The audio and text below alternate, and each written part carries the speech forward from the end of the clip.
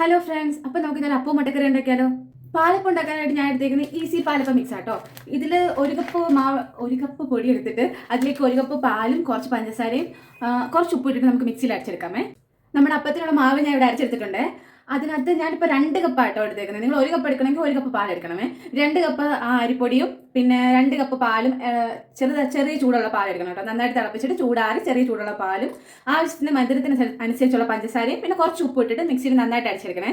എന്നിട്ട് നമുക്ക് 1 മണിക്കൂർ മാറ്റി വെച്ചിട്ട് വേണം യൂസ് ചെയ്യാൻ. അപ്പോൾ കുറച്ച് മാവ് പൊങ്ങുന്നാണ് പറയുന്നത്. പാൽ ഒഴിക്കുന്നത് എന്തിനാണെന്ന് വെച്ചാൽ കുറച്ചുകൂടി ടേസ്റ്റ് കിട്ടാനാണെന്ന് തോന്നുന്നു. ആ കവറിൽ അങ്ങനെ എഴുതിയേക്കുന്നത്, നമുക്ക് ഉണ്ടാക്കി നോക്കാം എന്തായാലുമേ. ആ സമയം കൊണ്ട് നമുക്ക് നമ്മുടെ മുട്ടക്കറിക്കുള്ള മുട്ട പുഴുങ്ങിയെടുക്കാമേ. ഞാൻ ഇവിടെ 4 മുട്ട എടുത്തേക്കുന്നത് കേട്ടോ. അപ്പോൾ നമുക്ക് ജസ്റ്റ് മുട്ട കുക്കറിലിട്ട് പുഴുങ്ങിയെടുക്കാം. മാവ് പൊളിക്കാൻ എന്തായാലും 1 മണിക്കൂർ എടുക്കുമല്ലോ. ആ സമയം കൊണ്ട് നമുക്ക് നമ്മുടെ മുട്ടക്കറി ഉണ്ടാക്കി വെക്കാം കേട്ടോ.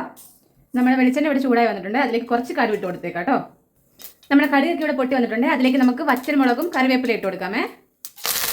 നമ്മുടെ വറ്റൽമുളകും കറിവേപ്പിലേക്ക് ഒന്ന് നന്നായിട്ട് ചൂടായി വന്നിട്ടുണ്ട്. അതിലേക്ക് അരിഞ്ഞ് വെച്ചേക്കുന്ന ഇഞ്ചി വെളുത്തുള്ളി കുറച്ച് ഞാൻ ചതച്ചെടുത്തിട്ടുണ്ട്, അതിട്ട് കൊടുക്കാമേ.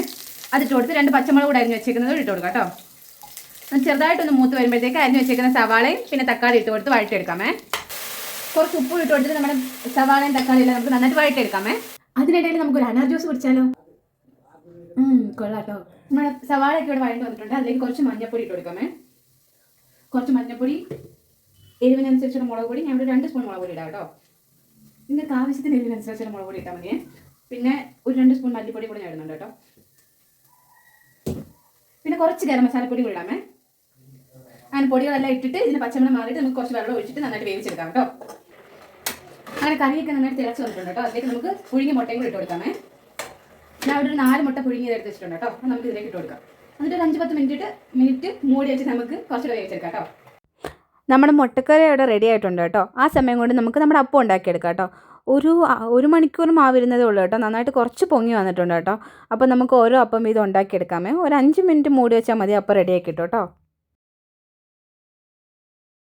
അങ്ങനെ ഞാൻ ഈ അപ്പം എല്ലാം ചുട്ടെടുത്തിട്ടുണ്ട് കേട്ടോ. ഈസി ആയിട്ട് നമുക്ക് ഉണ്ടാക്കാൻ പറ്റുന്നുള്ളൂ. ഒരു മണിക്കൂറിനുള്ളിൽ മാവ് കുതിർത്ത് വെച്ചിട്ട് അപ്പം ഉണ്ടാക്കിയെടുക്കാമേ. അപ്പോൾ നമ്മുടെ അപ്പവും മുട്ടക്കറി ഇവിടെ റെഡി ആയിട്ടുണ്ട്. അപ്പോൾ ഇന്നത്തെ എൻ്റെ റെസിപ്പി ഇത്രയേ ഉള്ളൂ ഗൈസ്. എല്ലാവർക്കും ഇഷ്ടപ്പെട്ടെങ്കിൽ ലൈക്ക് ചെയ്യുക, ഷെയർ ചെയ്യുക, സബ്സ്ക്രൈബ് ചെയ്യുക. Thank you, by.